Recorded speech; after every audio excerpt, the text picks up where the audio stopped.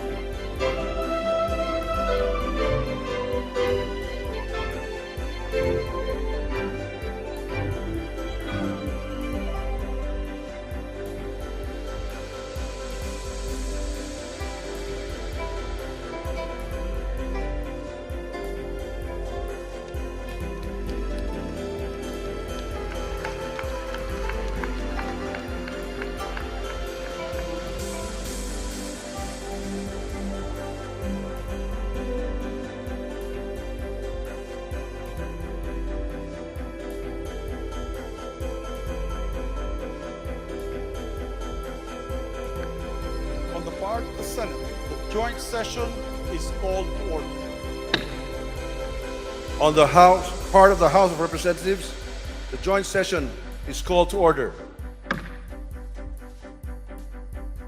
Please rise for the singing of the Philippine National Anthem to be led by the Samiwang Singers of Ilocos Norte.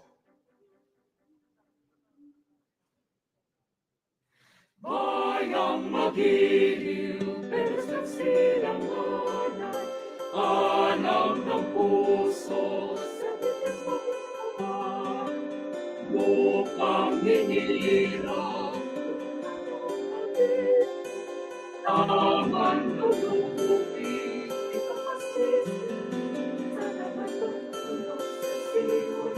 sa langit mamahal. Paglayang minamahal,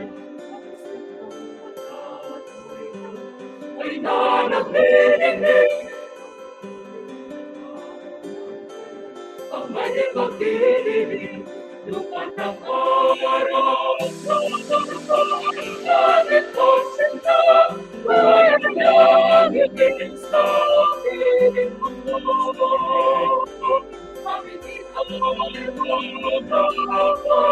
Ay mag-uapi ang namatay ng kapalit sa'yo.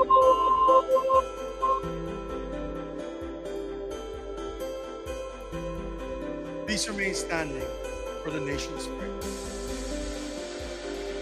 Aming manlilikha, tagapagbigay buhay at liwanag ng sangkatauhan.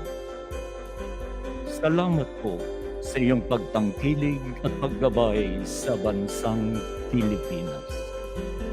Salamat po sa kalayaang magtipon tulad ngayon ayon sa talaga ng aming saligang batas. Salamat po na kami dahil sa kabayanihan, pagsisikap at sakripisyo ng aming mga ninuno at mga bayani ay nabuo upang maging isang bansa at isang malayang demokratikong republika. Walhamdulillahi Rabbil Alamin.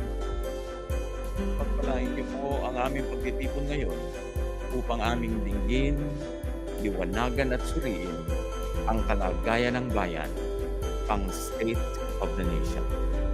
At upang italaga sa inyong gabay at tangkilik ang mga magiging hakbangin ng pamahalaan sa pangunguna ng aming Pangulo, Ferdinand Romuadez Marcos Jr.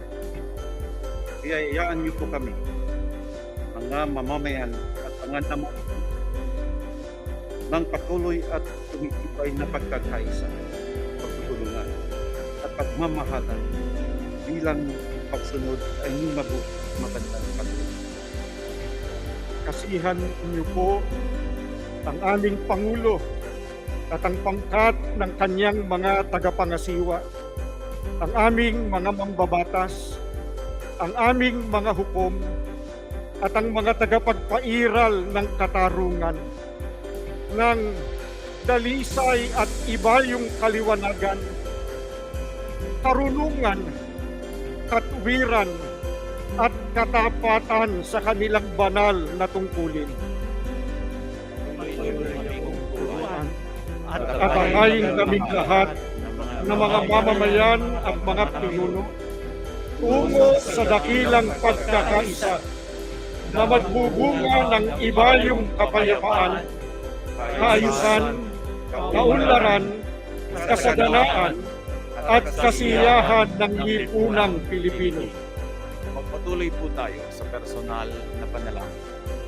Mangyaring ang bawat isa ay tahimik na manawagan sa may kapal.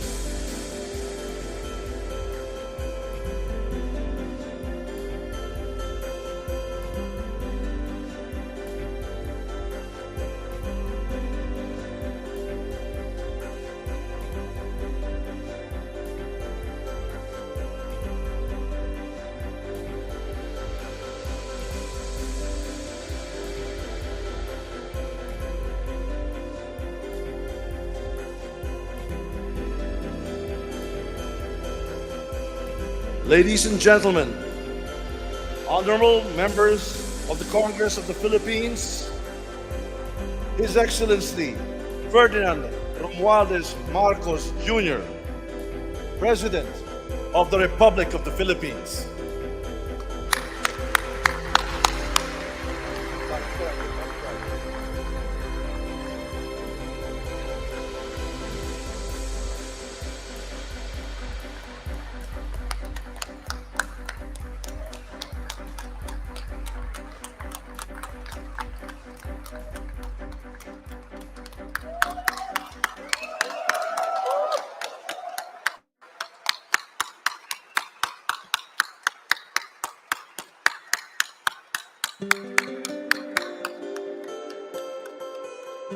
Vice President Sara Zimmerman Duterte, former Presidents Joseph Ejercito Estrada, Gloria Macapagal Arroyo, and Rodrigo Roa Duterte, Senate President Juan Miguel Zubiri, and the honorable members of the Senate, House Speaker Ferdinand Martin Romualdez, and the honorable members of the House of Representatives, Chief Justice Alexander Gesmundo, and the Honorable Justices of the Supreme Court, the Apostolic Nuncio, Most Reverend Charles John Brown, and the esteemed members of the Diplomatic Corps,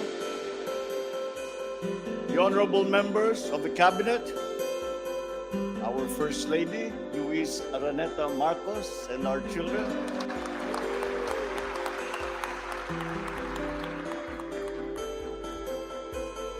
distinguished guests, ang mga minamahal kong mga kababayan, ladies and gentlemen, magandang hapon po sa inyong lahat.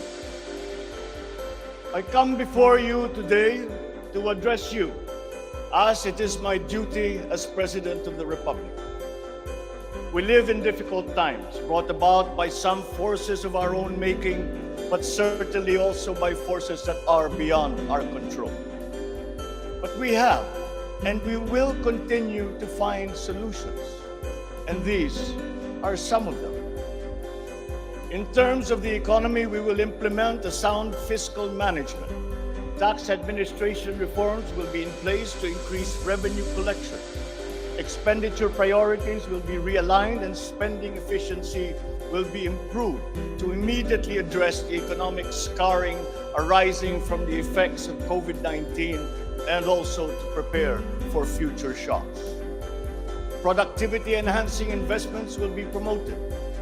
Our country must become an investment destination, capitalizing on the corporate recovery and tax incentives for enterprises through the CREATE law and economic liberalization laws such as the Public Service Act and the Foreign Investments Act. Ecozones will be fully supported to bring in strategic industries such as those engaged in high-tech manufacturing, health and medical care, and all emerging technologies. This is also seen to facilitate economic growth outside of Metro Manila. Our tax system will be adjusted in order to catch up with the rapid developments of the digital economy, including the imposition of value-added tax on digital service providers. The initial revenue impact will be around 11.7 billion pesos in 2023 alone. Tax compliance procedures will be simplified to promote ease of paying taxes. We will pursue measures to determine possible undervaluation and/or trade misinvoicing of imported goods. Through information and communications technology, the Bureau of Customs will promote streamlined processes. Disbursements for 2022 to 2023 will be maintained at above 20% of gross domestic product or 4.955 trillion pesos and 5.086 trillion pesos respectively to ensure continuous implementation of priority programs. Disbursement will further increase over the medium term from 5.402 trillion pesos or 20.7% of our GDP in 2024 to 7.712 trillion pesos or 20.6% of GDP in 2028. The medium-term fiscal strategy of this administration seeks to attain short-term macro-fiscal stability while remaining supportive of the country's economic recovery and to promote medium-term fiscal sustainability. Furthermore, and more importantly, fiscal policy aims to bring together the national government's resources so that these are mobilized and utilized in order to gain the maximum benefit and the high multiplier effects for our economy. Measurable medium-term macroeconomic and fiscal objectives include the following headline numbers. These are based on forecasts that are consistent with the guiding principles of coherence of strategies, policy discipline, and fiscal sustainability. 6.5 to 7.5% real gross domestic product growth in 2022. 6.5 to 8% real GDP growth annually between 2023 and 2028. 9% or single-digit poverty rate by 2028. 3% national government deficit to GDP ratio by 2028. Less than 60% national government debt to GDP ratio by 2025. At least $4,256 income per capita and the attainment of upper middle income status by 2024. The aforementioned headline goals summarize the objectives of this medium-term fiscal strategy being submitted to Congress for its adoption and concurrence to the concurrent resolution by the Senate and House of Representatives. Once adopted, the MTFF will become an anchor for the annual spending and financing plan of the national government and Congress when preparing the annual budget and undertaking related appropriation activities. It is therefore a forward-looking document that extends beyond the traditional 3-year horizon to reach 6 years, coinciding with the 6-year coverage of the Philippine Development Plan 2023 to 2028. The MTFF also promotes transparency and credible commitment to pursue the indicated social macroeconomic goals that optimize the government budget. Medium-term growth targets and the assumptions regarding key macroeconomic variables underpin the medium-term fiscal plan. The recent past and the COVID-19 pandemic has beset the macroeconomic environment with challenges and a series of external shocks. Inflation has accelerated in recent months due largely to significant increases in international prices of oil and other key commodities. Still, the economic growth momentum remains firm, as demonstrated by the strong 2022 first quarter GDP growth at 8.3%. However, the recovery process from the impact of the pandemic is still ongoing, amid elevated uncertainty in the international economic environment. Revisions in the macroeconomic assumptions incorporate these challenges and most recent economic developments, leading to upward adjustments in the following: inflation rate for 2022 to 2023, foreign exchange rate for 2023 to 2025, and goods and services imports growth for 2022. The economy is expected to grow by 6.5 to 7.5% this year as we continue to reopen the economy while considering the recent external developments. In the first quarter alone, GDP saw an increase in household consumption and private investment, along with a robust manufacturing industry, high vaccination rate, improved healthcare capacity, and an upward trend in tourism and employment. This is expected to continue for the rest of the year. The strong economic growth is projected to be sustained and expanded further to 6.58% from 2023 until 2028. The average inflation for 2022 is projected to range from 4.5 to 5.5%, following the uptick in fuel and food prices as a result of the ongoing Russia-Ukraine conflict and the disrupted supply chains. It is slightly adjusted to 2.5 to 4.5% in 2023 and is seen to return to the target range of 2.0 to 4.0% by 2024 until 2028. Dubai crude oil price is expected to settle at 90 to 110 US dollars per barrel in 2022, 80 to 100 US dollars per barrel in 2023, and 70 to 90 US dollars per barrel from 2024 onwards, as oil supply is expected to catch up and stabilize over the medium term. The Philippine peso is projected to average between 51 to 53 pesos per US dollar in 2022 and 51 to 55 pesos per US dollar from 2023 onwards due to aggressive monetary policy tightening by the US Federal Reserve, market aversion amid the Russian-Ukraine conflict, and again, increased global oil prices. Lastly, exports of goods are expected to grow by 7% in 2022 and 6% from 2023 to 2028. On the other hand, imports of goods are projected to grow by 18% in 2022, 6% in 2023, and 8% from 2024 to 2028. I have instructed the NEDA to coordinate with other agencies and work on the Philippine Development Plan for 2023 to 28 and to submit to me the complete blueprint and progress of its implementation not later than year end.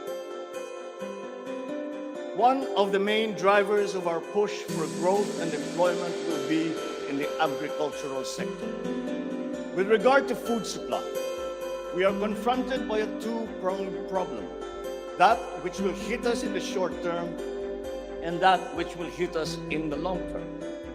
tayo ay nahaharap sa mga problemang kagyat nating mararamdaman at mga hamong pangmatagalan. Ang mga suliraning agarang mararamdaman ng ating mga kababayan ay ang posibilidad ng tuloy-tuloy na pagsipa ng presyo ng pagkain at kakulangan sa supply ng ating pagkain.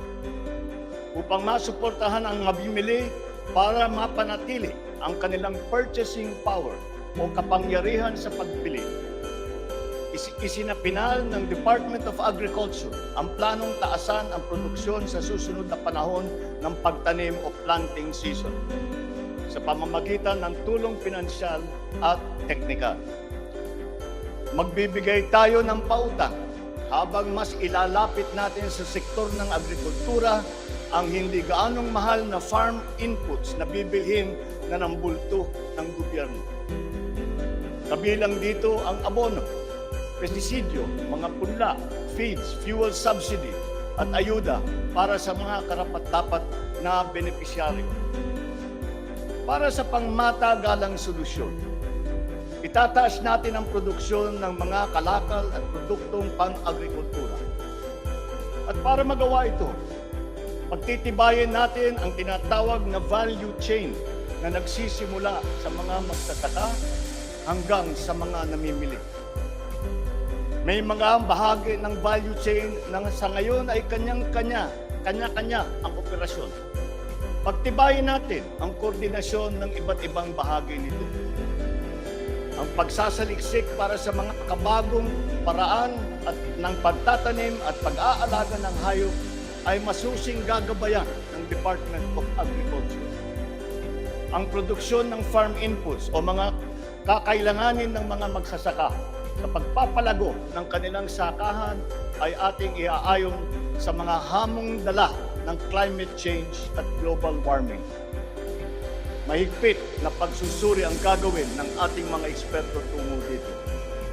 Ang mga pautang at financial assistance sa mga magbubukid at mangingisda ay magiging institusyon at patakaran ng aking administrasyon.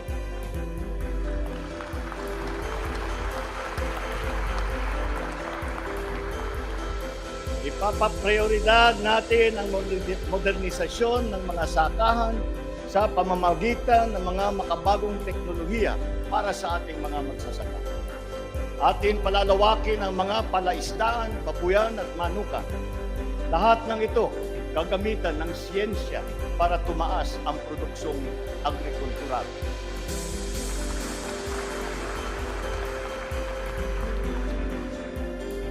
Maging ang post-production at processing ay susuportahan ng pamahalaan.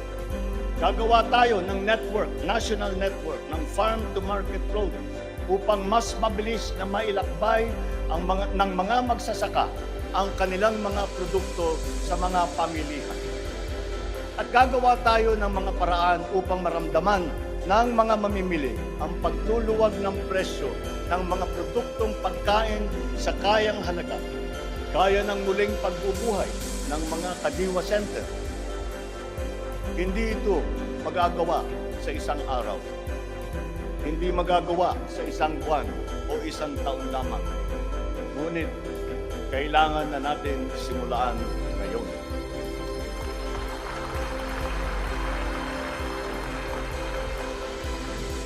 Ang Agrarian Reform Program ay dapat magpatuloy. Agrarian reform is not only about acquisition, but also about support services and distribution. To assist this, I intend to issue an executive order to impose a one-year moratorium on the payment of land amortization and interest payments.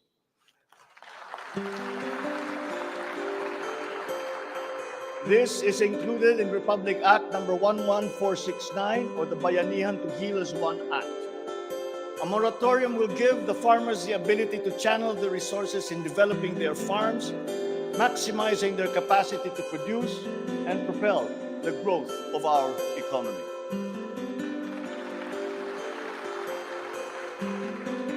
Civil society organizations also support this because it will unburden the farmers of their dues and be able to focus on improving farm productivity.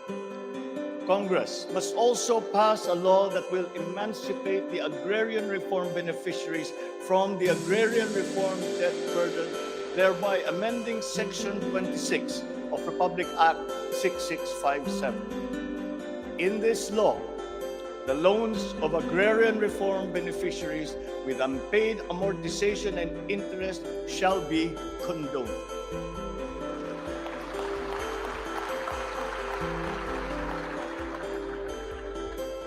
Layunin ng batas na ito ay burahin ang hindi mabayarang utang ng ating mga magsasaka na benepisyaryo ng agrarian reform. Agrarian reform beneficiaries who are still to receive their awarded land under the Comprehensive Agrarian Reform Program shall receive it without any obligation to pay any amortization.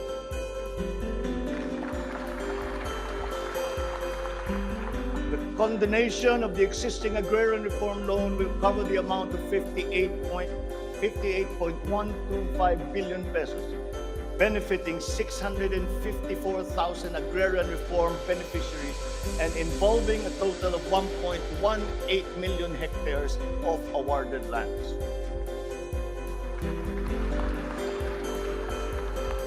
Executive Order Number 75, Series 2019 requires that all government, agencies, bureaus, departments, and instrumentalities to turn over agricultural lands to qualified agrarian reform beneficiaries. At present, we have a total of 52,000 hectares of unused agricultural lands of the government, which shall now be used for distribution to the following sectors in accordance with Section 40 of the Republic Act number 6657 as amended. Thus, landless war veterans, landless surviving spouse and orphans of war veterans, landless retirees of the Armed Forces of the Philippines and the Philippine National Police. Agricultural lands acquired under this program will be given to graduates of college degrees in agriculture who are landless.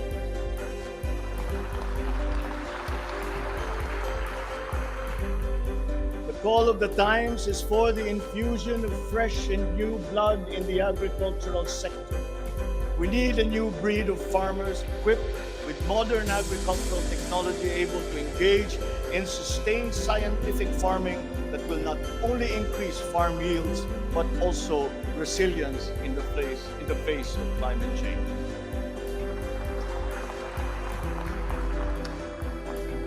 They say that each brand has a story. As for the Filipino brand, ours is deeply rooted in our rich cultural heritage, and the tourism sector plays an invaluable role in the promotion of the Filipino brand. Tourism is not only an important economic development tool, but the abundance of opportunities that the sector creates in terms of regular employment and even job creation at the grassroots level is undeniable. To boost our tourism industry, we will first and foremost make basic developments, such as road improvements for easier access to tourism spots. We will also upgrade our airports and create more international airports to help decongest the bottleneck in the Manila airport. We will also make it more convenient for travelers to go around the country, even to remote areas, to help promote undiscovered tourist spots. This program will be led by the Department of Tourism together with the Department of Public Works and Highways.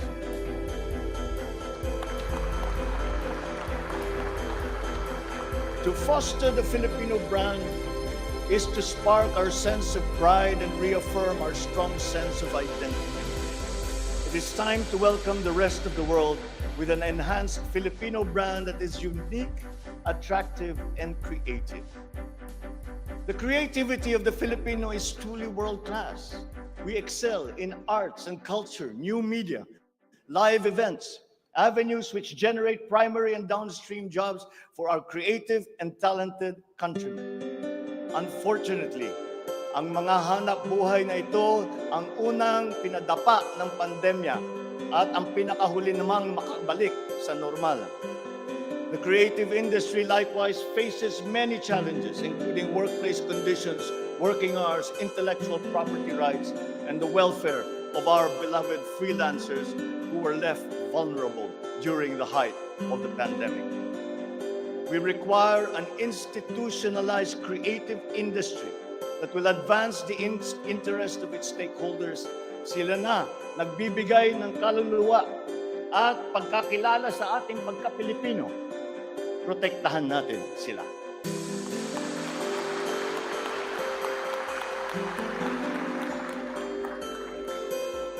The Department of Social Welfare and Development has a large part to play in all of this. Magpapatuloy ang ating pagkalinga sa ating mga kababayan na lubos na nangangailangan. Hindi po natin sila pababayaan.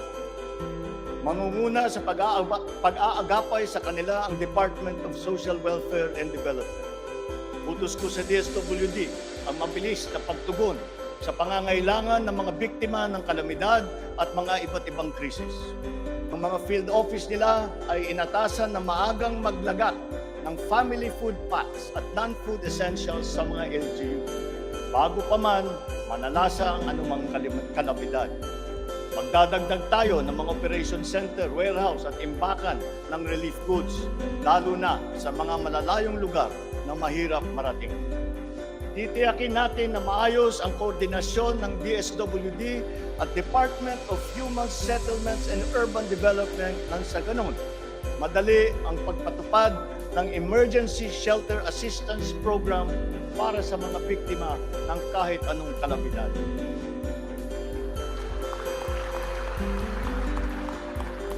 Pagtitibayin pa natin ang komprehensibong programang Assistance to Individuals in Crisis Situations o ang ating tinatawag na AICS para may parating ang tulong sa mas maraming biktima. Hindi natin papahirapan ang mga biktima ng krisis na dudulog sa ahensya. Gagawin nating simple ang proseso ng paghingi at pagparating ng tulong.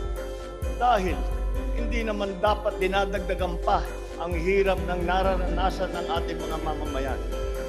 Upang matiyak na mapupunta sa kwalipikadong mga pamilya ang tulong na pamahalaan sa pamamagitan na 4Ps o Pantawid Pamilya Pilipino Program, titiyakin natin na malilinis ang listahan ng benepisyaryo.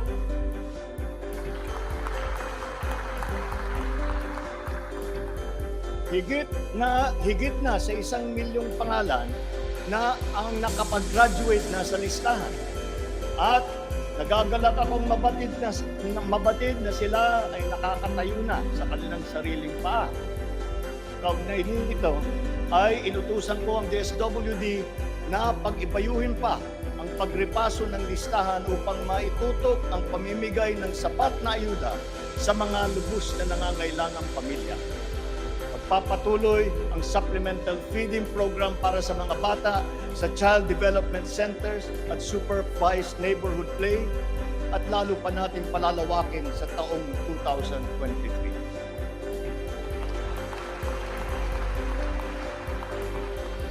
Hindi rin natin nakakalimutan ang mga solo parents at mga nanay na nahiwalay sa kanilang mga mister dahil sa karahasan. Pagtitibayin natin ang programa sa violence against women and their children. Kabilang na ang counseling para sa mga biktima, katuwang ang ating mga LGU. Iyakin natin na sapat ang pondo sa halos 70 residential care centers at 7 non-residential care centers para sa vulnerable sectors at persons with disabilities na sumisilong dito. Sa ating sitwasyon ng pangkalusugan, nariyan pa rin ang banta ng COVID-19. Lalo't may mga nadidiscovering bagong variant ng coronavirus. Pero hindi na natin kakayanin ang isa pang lockdown. Wala na tayong gagawing lockdown.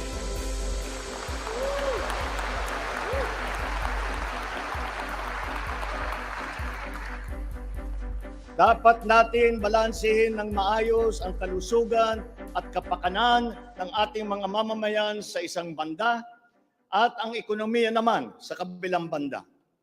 Nakikipagtulungan ang iba't ibang ahensya ng pamahalaan sa pag-monitor sa mga COVID-19 hospital admission upang makatiyak tayo na may sapat na kapasidad ang ating healthcare system at maiwasan ang pagsipa ng bilang ng nagkakasakit.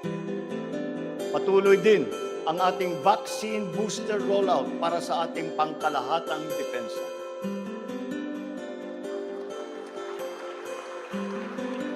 Sa ganitong paraan, kahit pa tumaas muli ang bilang ng mga COVID cases, mananatiling mababa ang bilang ng mga maospital at bilang ng mga namamatay.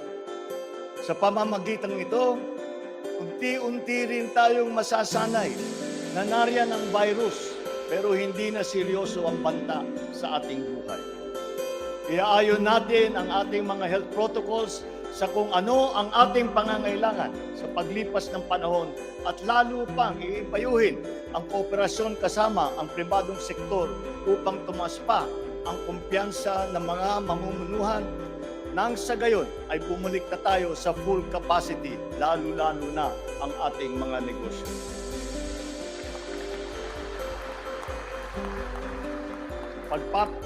Pagbubutihan pa natin ang pagpapakalat ng tamang impormasyon ukol sa COVID, kasama ang kahalagahan ng bakuna. Mananatili muna sa ngayon ang alert level system natin. Pinapag-aralan natin ang ibang paraan ng klasifikasyon upang mas babagay sa kasalukuyang sitwasyon, lalong-lalo na sa pagbabago ng COVID. Sa pakikipagtulungan ng Kongreso, itatatag natin ang ating sariling Center for Disease Control and Prevention at ang isang Vaccine Institute.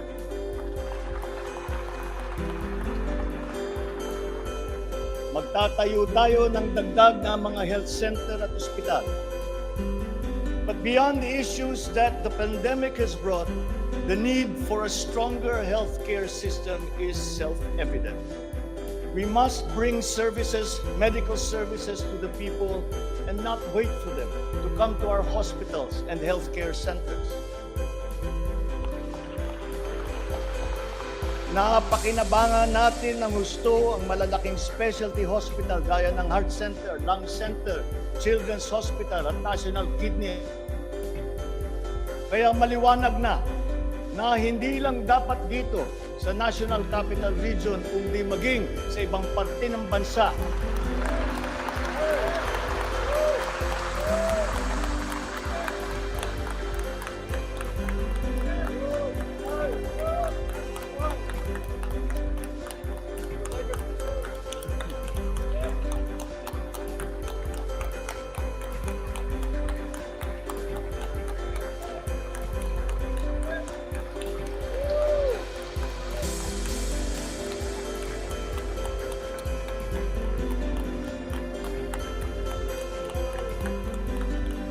Maliwanag na hindi lamang dapat dito lamang sa National Capital Region kundi maging sa ibang parte ng bansa, kailangan magdagdag ng ganitong uri ng mga pagamutan. Bukod dito, upang mailapit natin ang healthcare system sa taong bayan, nang hindi sila kailangan pumunta sa sentro ng kanilang bayan, lalawigan o region, ay maglalagay tayo ng mga clinic, mga RHU na pupuntahan ng mga doktor, nurse, midwife, medtech, isang beses, dalawang beses sa isang linggo. Nang sa ganon, magiging mas madali sa may karamdaman na magpapagamot nang hindi na kailangan magbiyahe ng malayo.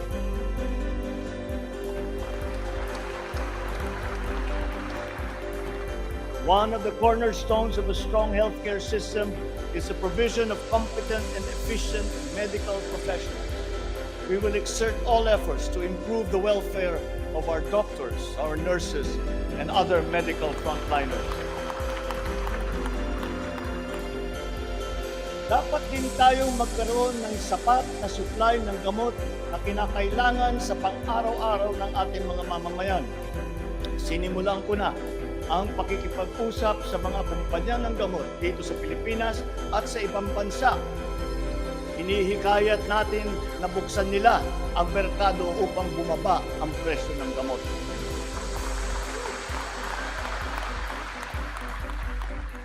Halimbawa, kung mas marami ang mas murang generic o hindi branded na gamot sa merkado, mas bababa rin ang presyo dahil sa kompetisyon. Ang Department of Trade and Industry ay nakikipag-usap sa mga interesadong manufacturer ng generic drugs na papasok sa ating bansa. Inuutusan ko naman ang Philippine Competition Commission na pantay-pantay dapat at walang kartel sa hanay ng mga pharmaceutical companies.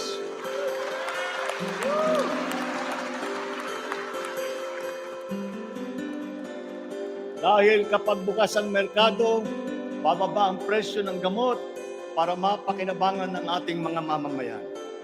This is one of the hard lessons that we learned when the pandemic struck, and therefore we must act on that shortcoming.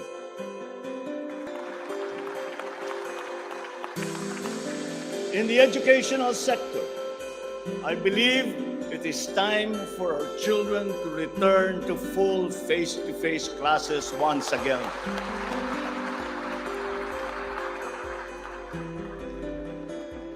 The Department of Education, led by our highly able Vice President Sara Duterte, is now preparing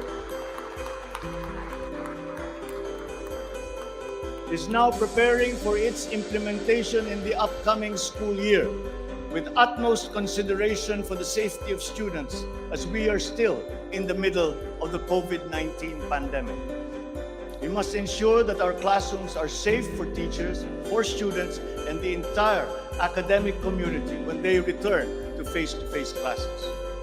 We continue to encourage everyone to get their booster shots in preparation for the resumption of in-person classes. This is one of the reasons I have directed the Department of Health and the Department of Interior and Local Government to undertake another rollout of booster shots.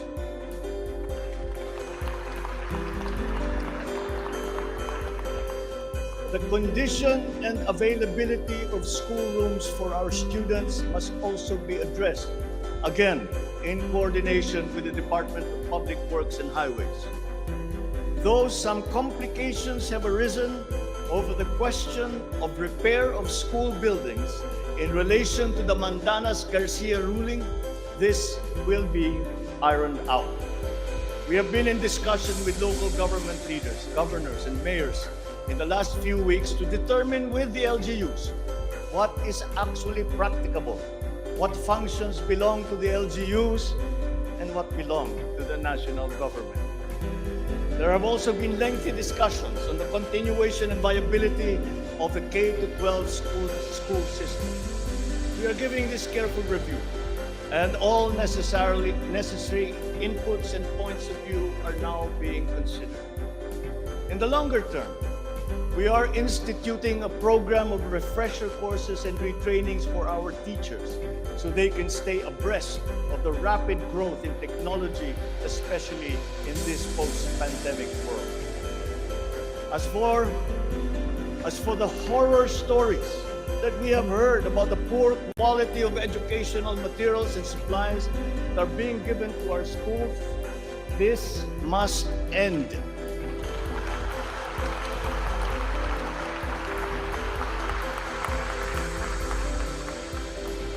Our children must always be equipped with the best that we can provide. Ang edukasyon ay ang tangi nating pamana sa ating mga anak na hindi mawawaldas. Kaya anumang gastusin sa kanilang pag-aaral ay hindi tayo nagtitipid. Hindi rin tayo nagtatapon. And once again, I am not talking about history or what is being taught. I am talking about materials that are necessary for effective teaching in this day and age. Children now need connectivity to the internet. They need devices to use. They need computers, educational tools.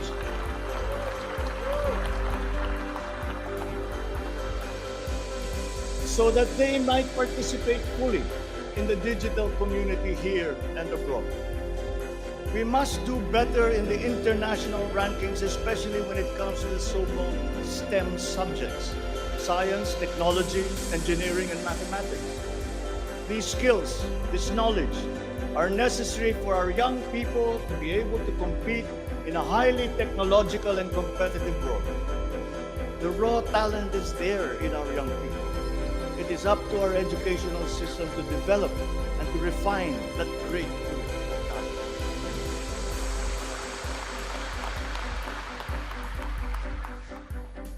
Foreign employers have always favored Filipino employees because of our command of the English language. This is an advantage that we must continue to enjoy.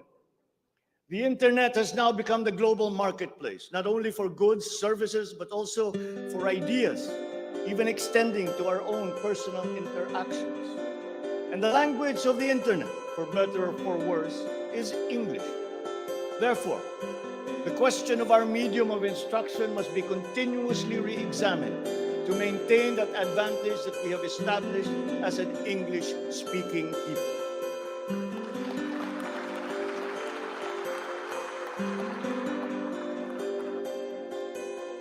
On a related subject, we are entering an age of exponential adoption of technology. It is the fourth industrial revolution. This will be characterized by the infusion of technology into almost every facet of our lives. Breakthrough technologies in the areas of quantum computing, artificial intelligence, nanotechnologies, the Internet of Things, robotics, self-driving electric vehicles, 3D printing, virtual and augmented realities, among others, that will radically transform the way business is done. The scale and the speed at which these innovations are introduced universally into our everyday lives and activities is unprecedented in our recorded history. We cannot stand idly by. The mission of our Department of Information and Communications Technology is to identify and utilize these innovations to improve governance. It has the daunting task now of transforming our government into an agile bureaucracy that is responding to the needs of the public. Provide good and solid data to ensure informed decision-making, as well as allow secure and seamless access to public services. The voluminous records stored in the government warehouses and archives have to be digitized. Those that are already stored in various inventories of data should be harmonized and shared across departments and agencies. Needless to say, these have to be kept in large data centers that are secure yet accessible. The national ID will play an important part in this digital transformation.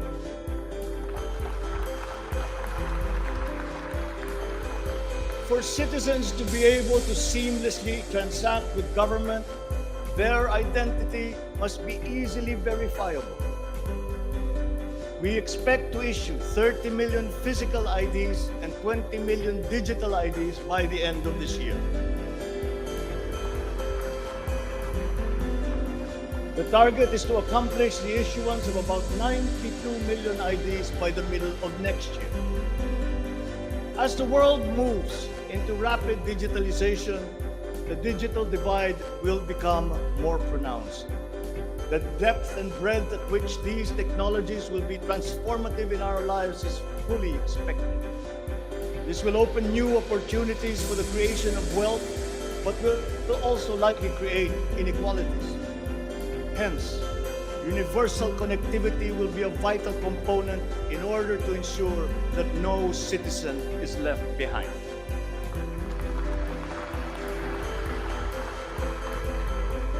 I have therefore tasked the DICT to deploy digital connectivity across our various islands. This will be done through the implementation of the National Broadband Plan, the Common Tower Program, connecting our geographically isolated and disadvantaged areas via our Broadband ng Nasa project.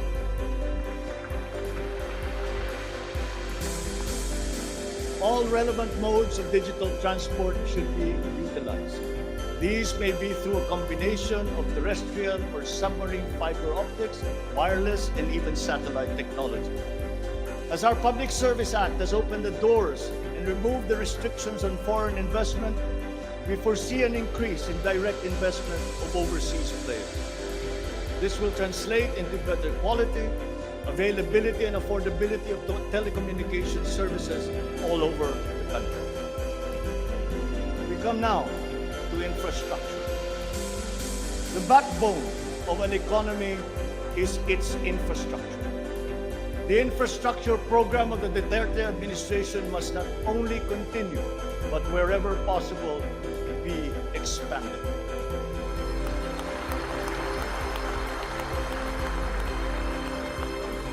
We shall confidently build on this firm foundation established by my predecessor, as it is in building an edifice. We must keep the momentum and aspire to build better, more. Necessarily, infrastructure development will remain a very high priority in our drive for growth and employment. Once again, I will not suspend any of the ongoing projects, as those have already been shown to be of benefit to the public that they serve.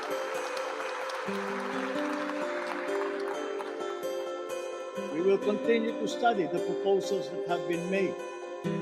Infrastructure development spending will be sustained at 5 to 6% of GDP. The planned expansion of infrastructure projects, I believe, would be possible if we continue to encourage the participation of the private sector in the development of our programs. Public-private partnerships, or PPPs, hold great potential for that expansion, for infrastructure development, and for innovation. Our infrastructure development is of primary importance, as it is a necessary element to improve many other sectors, to include agriculture, tourism, general economic activity, and even to governance. It is my belief also that we have missed some great opportunities to develop our rail transport system. It is clear in my mind that railways offer great potential, as it continues to be the cheapest way of transporting goods and passengers. We can build upon already existing lines by modernizing these old railway systems. There are dozens of railway projects on the ground, above the ground, below ground, not just in Manila, but in other regions, at various stages of implementation and with a combined cost of 1.9 trillion pesos. This administration is committed to finish building the current portfolio of investments, approved railway projects such as the North-South Commuter Railway System, the 33-kilometer Metro Manila Subway Project, the 147-kilometer North-South Commuter Railway System, the 12-kilometer LRT-1 Cavite Extension, the 23-kilometer MRT-7, and the common station that will connect LRT-1, MRT-3, and MRT-7. And beyond NCR, larger-scale railway systems like the 102-kilometer Mindanao Railway Project,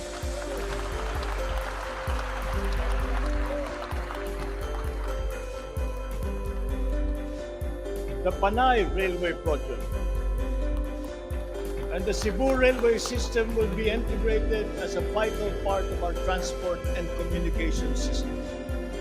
We will also continue to improve our roads and transportation systems in key cities throughout the country through various projects, such as the Cebu Bus Rapid Transit, Davao High Priority Bus System, Ilocos Norte Transportation Hub, the El Nido Transport Terminal.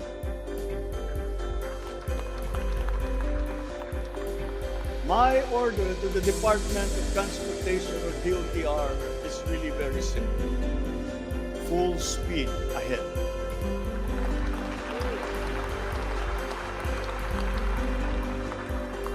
Improving our railway system, along with modernizing existing airports and seaports, will maximize our strategic location in the Pacific and connect our many islands. A key sector in our transformation plans is that of energy. Another fundamental requirement for growth and increased employment will be the availability of cheap, reliable energy. This even comes under the category of ease of doing business, If we are to attract investors, both local and foreign, to set up shop here in the Philippines. At present, our demand for energy far exceeds our reliable supply. We must increase the level of energy production. We must look at every possible option that would be appropriate for the Philippine situation.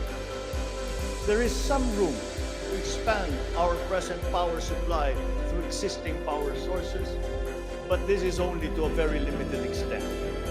We must build new power plants.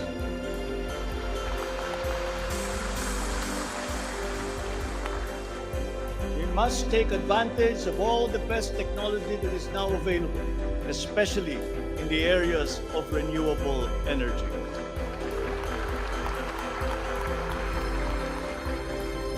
Our search for new power sources should always be with an eye to improving the mix of the energy supply between traditional and renewable sources.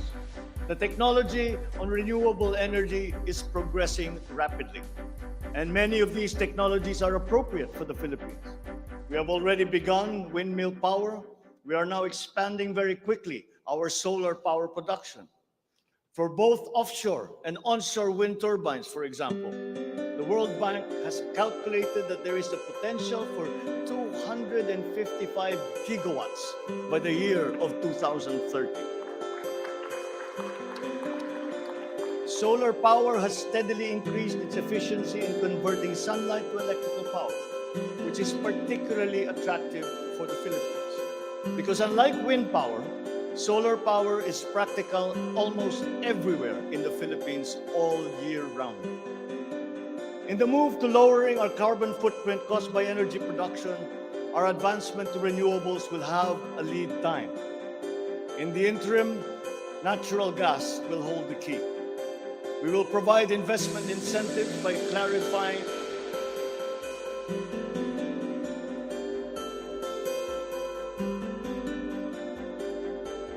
the uncertain policy in upstream gas, particularly in the area close to Malampaya. This requires clarification of the processes and review of service contracts policy. I believe that it is time also to re-examine our strategy towards building nuclear power plants in the Philippines.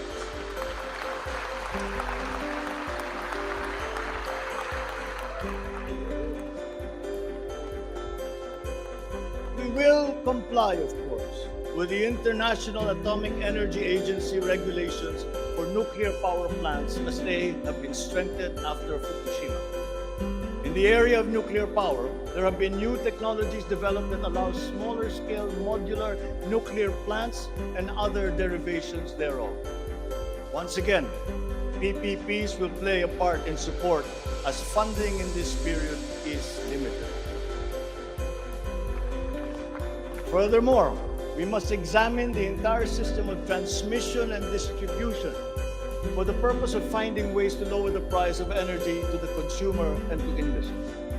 We must expand the network of our transmission lines while examining schemes to improve the operation of our electrical cooperatives. All this in aid of reducing energy costs, especially but not limited to households.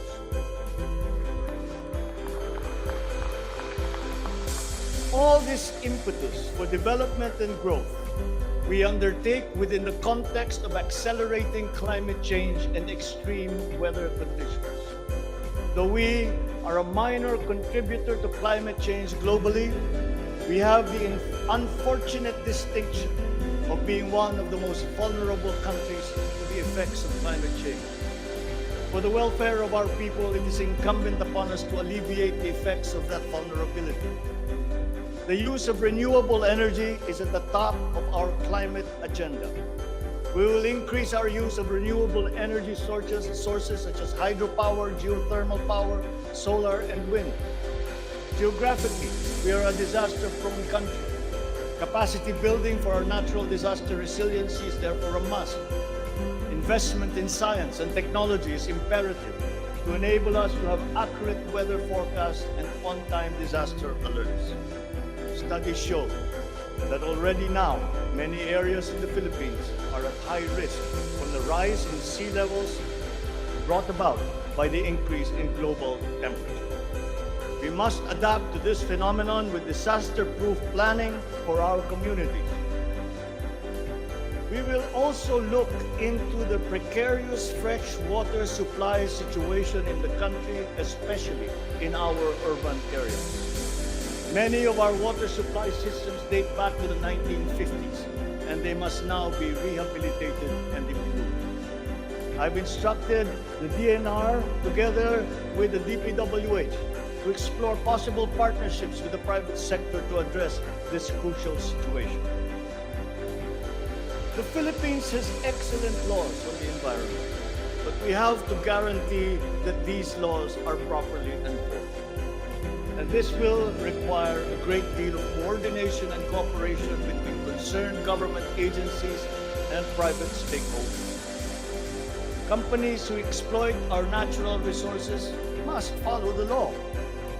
We all have the responsibility to preserve this earth, for we are but custodians and we will pass on this great treasure to future generations.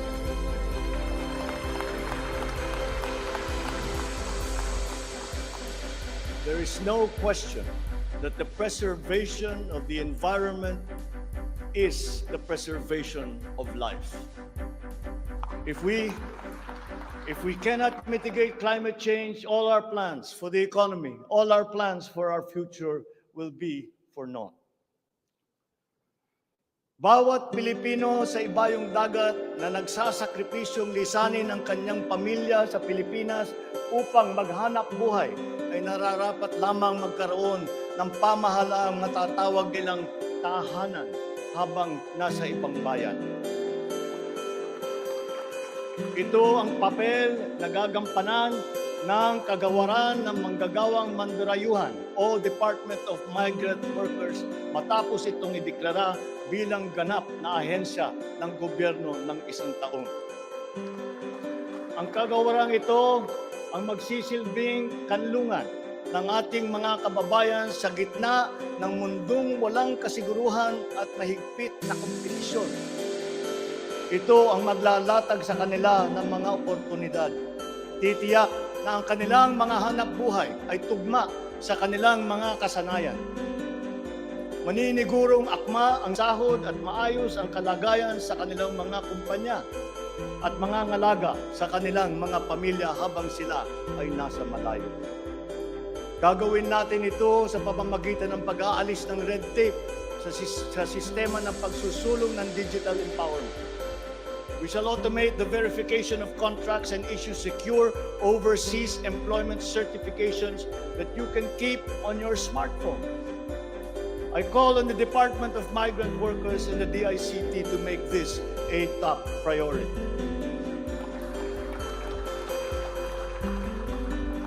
Tinatawagan ko rin ang Department of Foreign Affairs na makipagtulungan sa Department of Migrant Workers na tiyakin ang lahat ng mga diplomatic post ay tutulong na agarang maibalik sa trabaho ang mga ating mga overseas Filipino workers na nawalan ng hanap buhay nitong nakalipas na ilang taon.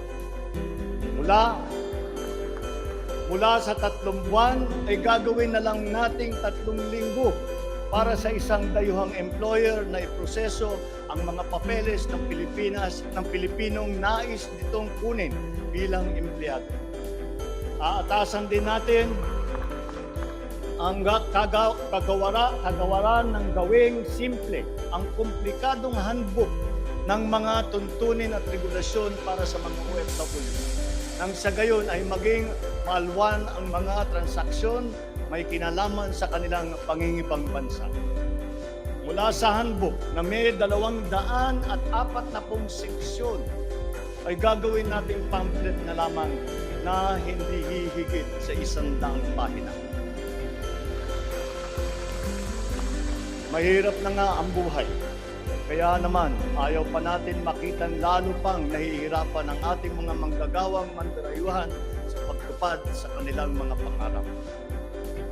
Para sa mga kababayan nating naiipit sa kaguluhan, inaabuso at nanganganib ang buhay, ikinagagalak kong sa ilalim ng aking pamumuno ay ilulunsad natin ang One Repatriation Command Center o ORCC. Ilalaan natin ang isang social media platform ng Department of Migrant Workers at ang hotline upang matulungan agad at maligtas sila mula sa mas higit na kapahamakan. Noon, nangungutang pa ang isang ina ng bawat OFW upang sumakay ng barko para pumunta sa Maynila at mangatok sa iba't ibang ahensya para mapauwi ang anak na inaapi. Ngayon, kami na ang tatawag sa mga magulang ng OFW para sabihin sa kanila ang petsa kung kailan nila mayayakap at makakapiling ang kanilang mga anak.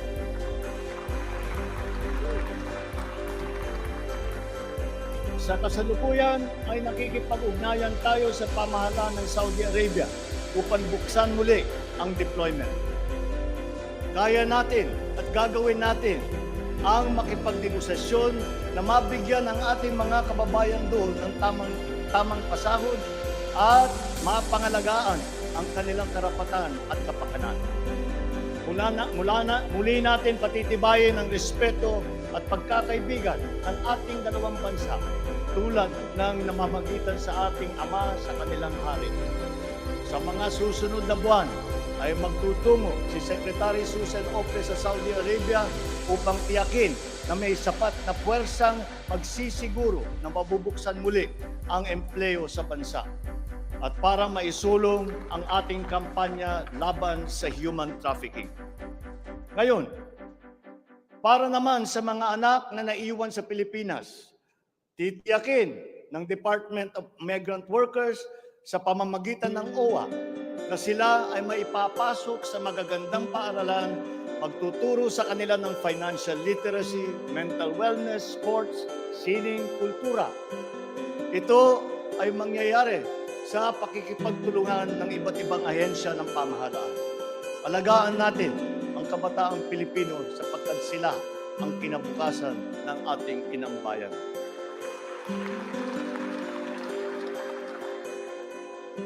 Sa ating mga kababayan na nasa ibang bansa, you deserve a home in government, not only for the money that you send home, but you are not cold tools of the economy. You deserve it for your sacrifices for our country and your perseverance and excellence in the global arena. You OFWs represent the fighting faith of the Filipinos as a nation and as a people.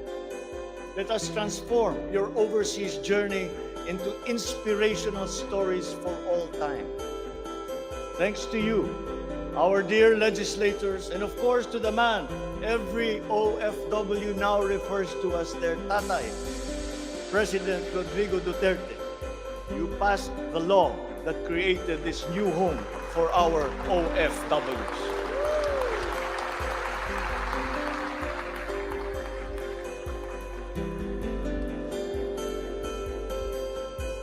On the area of foreign policy, I will not preside over any process that will abandon even 1 square inch of territory of the Republic of the Philippines to any foreign power.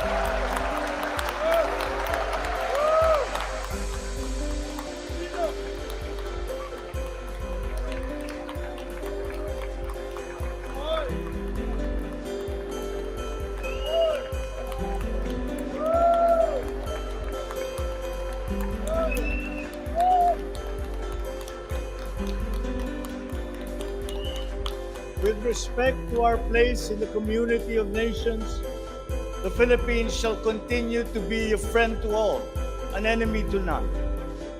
The Philippines has always been open and welcoming to all our foreign friends and visitors. That is our worldview. That is our culture. But let me be clear. We are very jealous of all that is Filipino.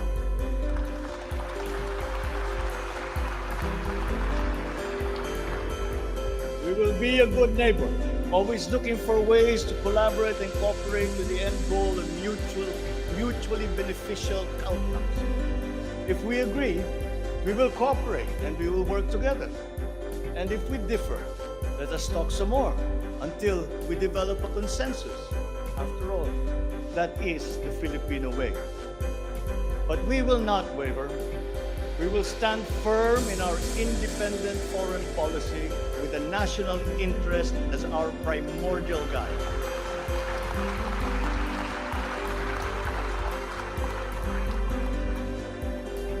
We commit to maintaining good relations with the rest of the world. As a matter of fact, it is my sincere belief that the need for strong bonds and collaboration among nations emerges in the direst of times, such as in a pandemic. The partnerships and alliances that we make with all will provide stability that all nations will need as we emerge into this new global economy. The Philippines will continue to promote stronger and multifaceted relationships with all our partners around the world. We are in fact grateful for the messages of support and offers of help that we have received from many of our friends in the international community. This has been communicated to us through the different envoys and ambassadors here in the Philippines. Such strong relationships can only be beneficial to all involved. As I am here today addressing the legislature, allow me now to propose legislation that we would like you to pass in support of these programs. 1. National Government Right-Sizing Program, a reform mechanism that seeks to enhance the government's institutional capacity to perform its mandate and to provide better services while ensuring optimal and efficient use of resources. Compared to previous government reorganization efforts, the NGRP will entail a comprehensive strategic review of the functions, operations, organization, system, and processes of the different agencies, and massive and transformational initiatives in agencies concerned, such as mergers, consolidations, splitting, transfer, and even the abolition of some offices. The right-sizing efforts will also involve the conduct of a comprehensive strategic review of functions, programs, and projects that will cut across various agencies. Number 2, a budget modernization bill. This seeks to institutionalize a cash-based budgeting system under Executive Order Number 91, Series 2019, to strengthen fiscal discipline in the allocation and use of budget resources by ensuring that every peso budgeted by the government would lead to the actual delivery of programs and projects. The full implementation of the CBS is timely and vital as the government executes response and recovery plans post-pandemic. Number 3, Tax Package 3 Valuation Reform Bill. This bill provides for the A, establishment of real property values and valuation standards across the country, and B, the development of real property information system that provides for the database of all real property transactions and declarations in the country. Number 4, Passive Income and Financial Intermediary Taxation Act. This seeks to reform the taxation of capital income and financial services by redesigning the financial sector taxation into simpler, fairer, more efficient, and a revenue-neutral tax system. It also represents to adopt a regionally competitive tax system. Number 5, E-Government Act, which provides for the establishment of the E-Government Master Plan, which shall cover all e-government services and processes. Number 6, the Internet Transaction Act, or e-commerce law, which aims to establish an effective regulation of commercial activities through the Internet or electronic means to ensure that consumer rights and data privacy are protected, innovation is encouraged, fair advertising practices and competition are promoted. Online transactions are secured, intellectual property rights are protected, and product standards and safety are observed. Number 7, Government Financial Institutions Unified Initiatives to Distressed Enterprises for Economic Recovery. This seeks to provide financial assistance to distressed enterprises critical to economic recovery through programs and initiatives to be implemented by the Land Bank of the Philippines, the Development Bank of the Philippines, and the Philippine Guarantee Corporation for purposes of addressing liquidity or solvency problems of MSMEs and strategically important industries to encourage their continued operation and maintain employment. Number 8, the establishment of a Medical Reserve Corps. Establishes a Medical Reserve Corps under the Health and Emergency Management Bureau of the DOH. The MRC shall be composed of licensed physicians, medical students who have completed their 4 years of medical courses, graduates of medicine, registered nurses, licensed and licensed allied health professionals. Number 9, National Disease Prevention Management Authority. This bill seeks to create the Center for Disease Prevention and Control attached to the DOH. Number 10, the creation of the Virology Institute of the Philippines. This will create the Virology Science and Technology Institute of the Philippines as an attached agency of the DOST. All offices and units under the DOST with functions related to virology shall now be transferred to the Virology Institute of the Philippines. Number 11, the Department of Water Resources.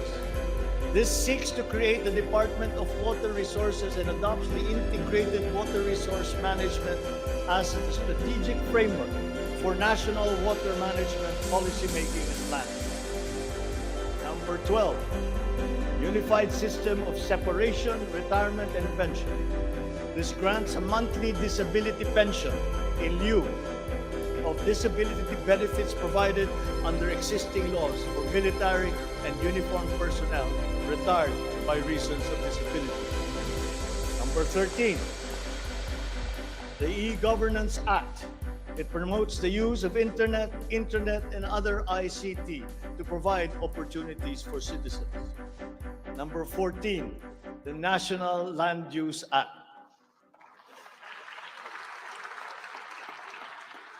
This will provide for a rational and holistic management and development of our country's land and water resources, hold owners accountable for making these lands productive and sustainable, strengthen the LGU to manage ecological balance within its jurisdiction.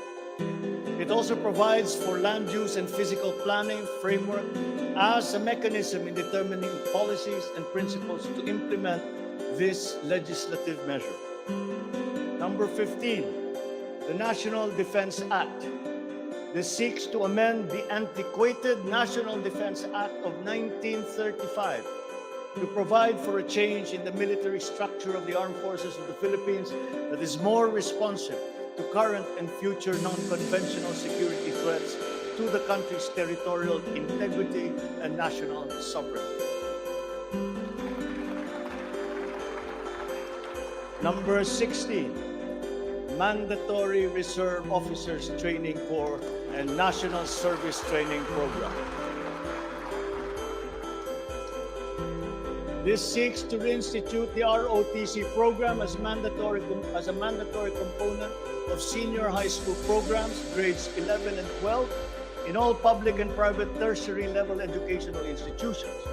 The aim is to motivate, train, organize, and mobilize students for national defense preparedness, including disaster preparedness and capacity building for risk-related situations. Number 17, enactment of an enabling law for the natural gas industry. This seeks to foster the development of the midstream natural gas industry in a bid to strengthen Philippine energy security by diversifying the country's primary sources of energy and promoting the role of natural gas as a complementary fuel to variable renewable energy. Number 18, amendments to the Electric Power Industry Reform Act, or EPIRA. This aims to improve the implementation of the law's provisions and enhance its effectiveness to address the high cost of electricity, alleged market pollution, and insufficient power supply.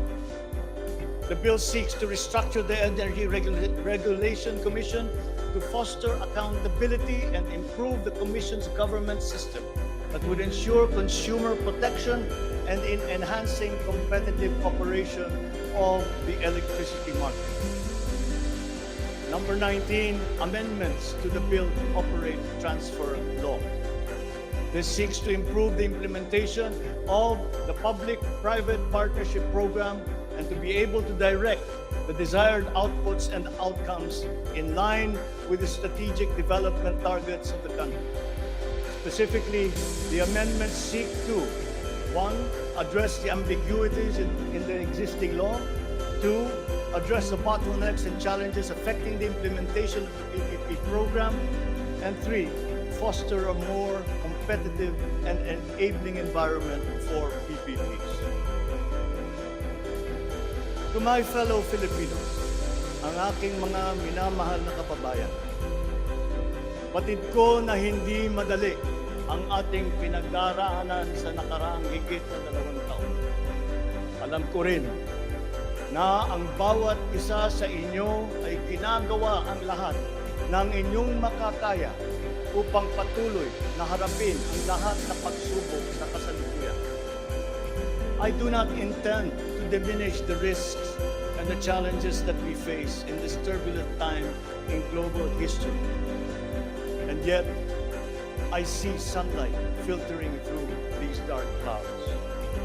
We have assembled the best Filipino minds to help navigate us through this global crisis that we are now facing. We will endure. Let our Filipino spirit ever remain undimmed.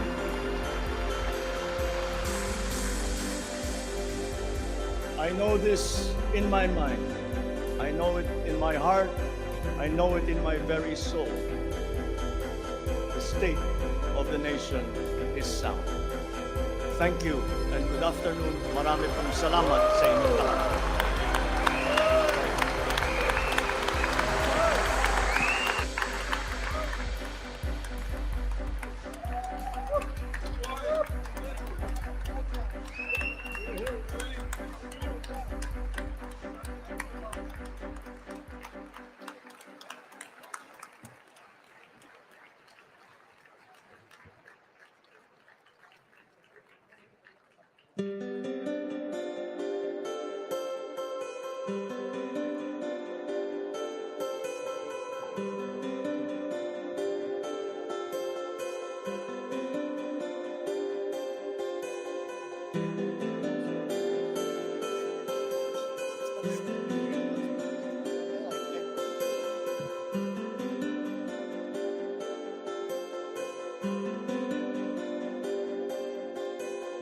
Ladies and gentlemen, on the part of the Senate, the joint session is adjourned.